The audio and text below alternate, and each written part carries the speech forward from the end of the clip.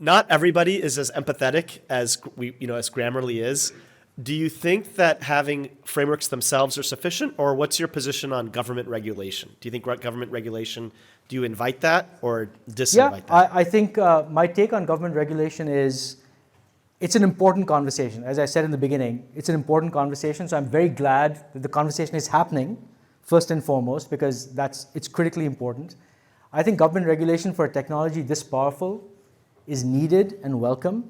But really, I would say that all of us as leaders in the technology field, as future leaders in the technology field, we should be taking an approach to responsibility that is forward-looking. So if I'm doing everything right, when there is regulation and there's clear guidance, I'm already doing those things and more because I've actually thought deeply about how I deploy these systems at scale responsibly, not because of regulation, because it's the right thing to do for our users. And do you think the right thing will also win in the marketplace? Or do you think if there's a ruthless competitor that has no morals, will they win the generative AI space over a ethical counterpart?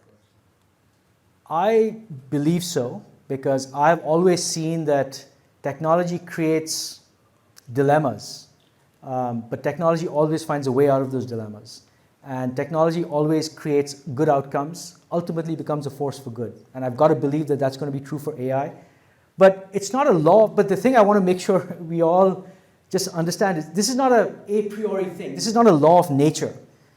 This is us, our behavior and our actions bring about these outcomes. So the question of do we make sure the good guys win or not? It's not that there's a law of physics that will enable that outcome. It's us, it's our collective actions that'll make that true or not. And so this is why I'm actually excited to have this conversation with all of you, because I just want to make sure you understand the power you do have to shape that outcome.